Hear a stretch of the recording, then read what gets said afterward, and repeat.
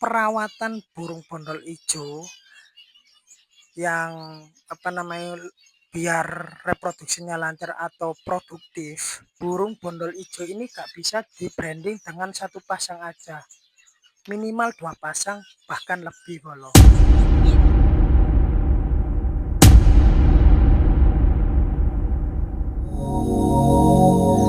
Assalamualaikum warahmatullahi wabarakatuh. Berjumpa lagi di channel saya Torifin dengan saya sendiri Dodi Amza Bolos. Salam edukasi ternak manak sampai akhir boloku.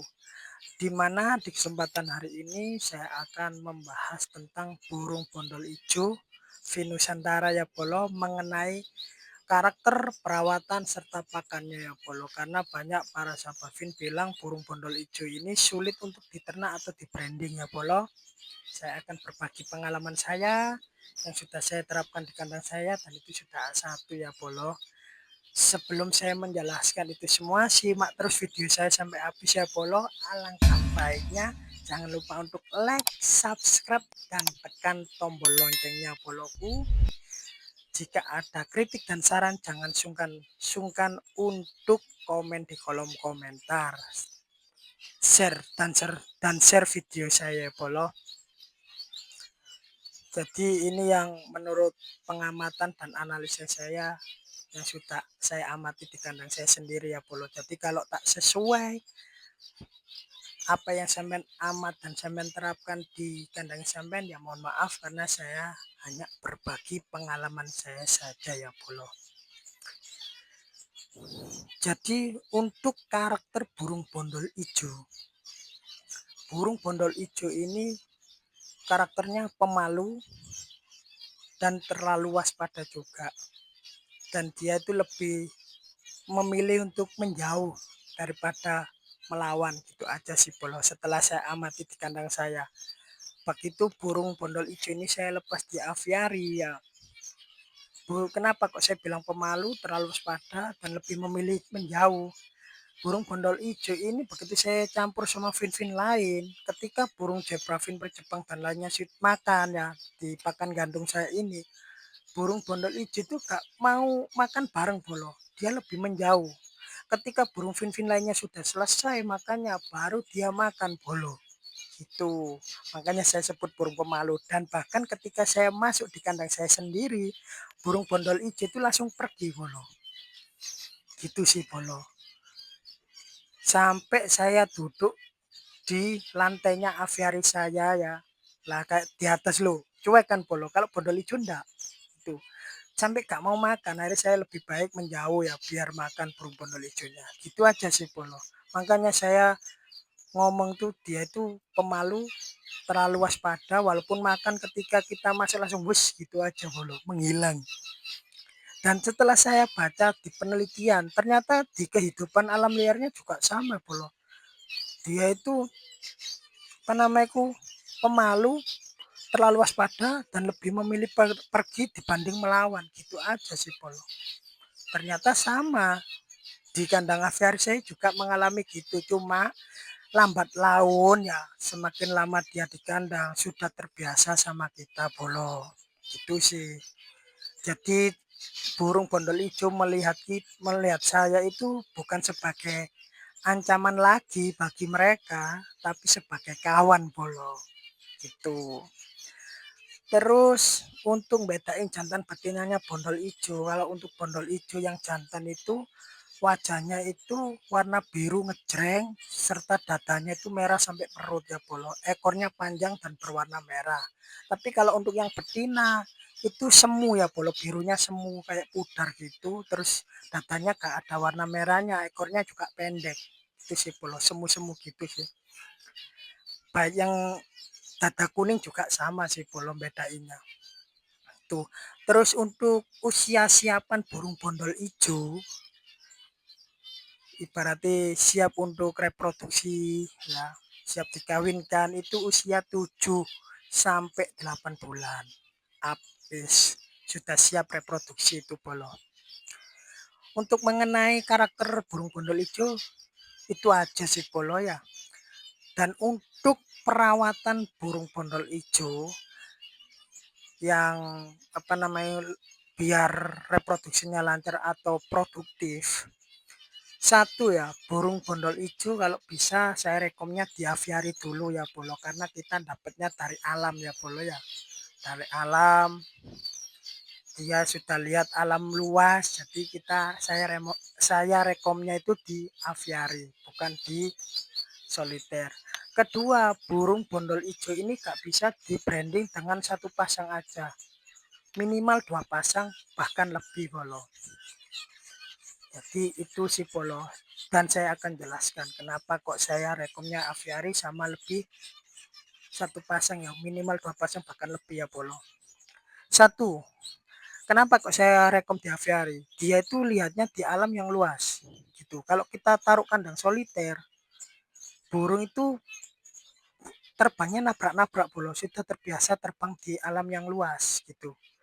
Kandang soliteran kecil. Dua, membuat burung tersebut itu merasa cemas ya Bolo ya. Terus depresi, akhirnya stres. Itu sih Bolo. Dan jika stres itu terus berkelanjutan, bisa mengakibatkan fatal juga sih Bolo. Bisa menyebabkan burung itu mati atau meninggal. Itu sih Bolo. Tapi kenapa kok saya rekom di aviari?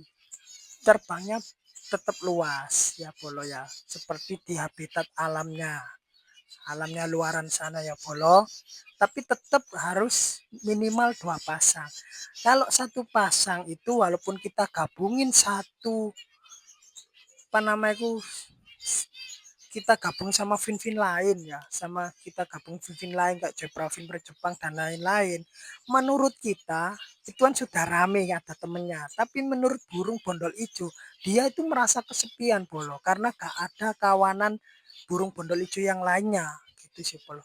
Dan itu bisa burung bondol ijo itu mengalami stres gitu sih Bolo. Dia berinteraksi dengan burung lainnya, akhirnya kacau balau gitu sih kalau menurut saya ya, pengamatan saya, analisa saya. Dan reproduksinya sulit Bolo, gak produk-produk akhirnya Bolo gitu. Tapi kalau kita brandingnya itu minimal 2 pasang bahkan lebih, dia itu merasa aman Bolo, karena banyak kawanan, banyak kelompoknya gitu sih Bolo. Dan dia itu saling berinteraksi sama kawanan lainnya seperti bondol lainnya, saling saut-sautan kicauan gitu.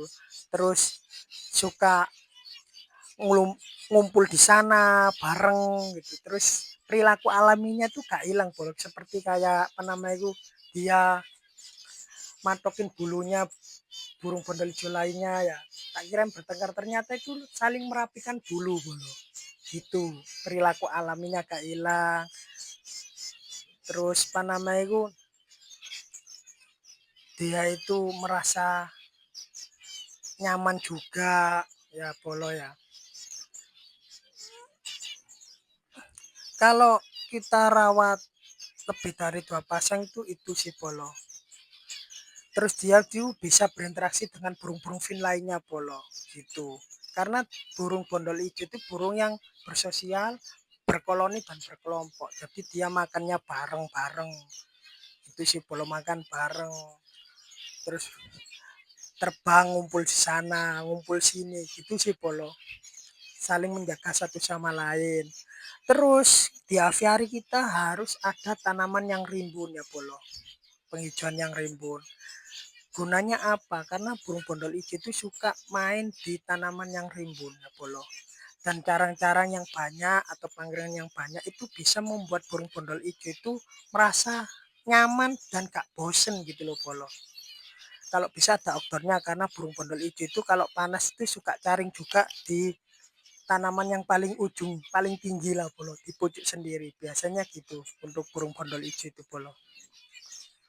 Terus itu aja sih Bolo ya. Dan untuk media sarangnya sih sampai pakai gelotok kotak, gelotok pring, sarang rotan, aman, bisa kok Bolo. Terus alas media untuk nelornya pakai rumput rayong atau cemoro bisa Bolo gitu. Di saat sistem perkawinan burung bondol ijo itu kan, kalau di alam liarnya kan musim hujan Bolo, karena pakan yang melimpah kan Polo, makanan yang melimpah di saat musim hujan. Dan di saat musim musim kawin, setelah saya amati ya di kandang saya itu, di saat burung bondol ijo sudah birahi, dominan si jantan tuh ngejar si betina Polo. Dikejar terus Polo, tak kirain bertengkar, ternyata enggak. Begitu dikejar, betinanya menclok di pangkringan gitu, si jantan itu langsung ngoceh Polo, ngoceh dengan ocehan khas dan tarian yang khas juga Polo, jadi lucu itu sih Polo. Jadi biar narik perhatian si betina tersebut ya Polo. Terus kenapa kok saya lebih sarankan untuk minimal 2 pasang, karena ada daya tarik sendiri Polo. Di saat kita lebih dari 2 pasang ya, satu pasangnya itu lagi birahi atau nelor, pasangan yang lainnya itu ngikut Polo, ngikut pengen juga gitu loh Polo. Jadi ada daya tarik sendiri lah Polo, jadi pengen narik lihat lainnya, ayo aku harus kawin kan ngono sih Polo, lek ibaratnya orang ya Polo. Terus penamaiku burung bondol ijo ini tuh, kalau kita branding banyak lebih dari 2 pasang, bahkan minimal 2 pasang, dia itu kalau saya lihat itu lebih lebih apa ya Polo, lebih nyaman aja sih Polo ya. Ya untuk masalah perawatannya sih itu aja sih Polo, untuk air minum tetap tiap hari diganti, itu aja sih Polo. Dan masalah mengenai masalah perawatannya sih itu aja sih Polo. Kalau burung sudah menemukan titik aman dan nyaman, pasti burung itu mau reproduksi ya Polo, atau produksi. Untuk masalah pakan burung bondol ijo, itu biji-bijian kecil ya Polo, sama serangga kecil, buah atau sayur. Tapi kalau di kandang saya dulu, saya pertama kali ngerawat saya kasih jawawut Polo, biji-bijian jawawut. Setelah itu saya amati kok kurang mantep ya, mungkin agak bosan tak gimana, akhirnya saya mix dengan millet putih sama kenari seed. Dan ini mix ini, pakan yang sudah saya campur ini menurut saya sudah produktif lah Polo, wis gak saya campur lagi pakanan itu loh. Perbandingannya ya 1:1/4 Polo ya, 1:1/4. Jadi 1 kilonya itu jawawut, seperempatnya millet putih, seperempatnya lagi kenari seed. Kalau musim dingin banget bisa kita tambahin nigerseed biar menghangatkan suhu tubuh pada burung bondol hijau tersebut ya Polo. Terus untuk pakan tambahnya saya kasih ular niki Polo, ular kandang, ulet kandang ya. Tak kasih ular kandang, sama kalau untuk pakan tambah lainnya sayurannya itu saya kasih kangkung sama jagung manis. Sudah sih Polo. Karena burung bondol hijau ini saya amati ternyata lebih suka pakan yang mengandung protein ya Polo. Gitu sih Polo. Ya, mengenai persoalan burung bondol ijo ya Polo, dari karakter, perawatan serta pakannya cukup sampai di sini saja ya Polo, sudah saya jelasin semua juga.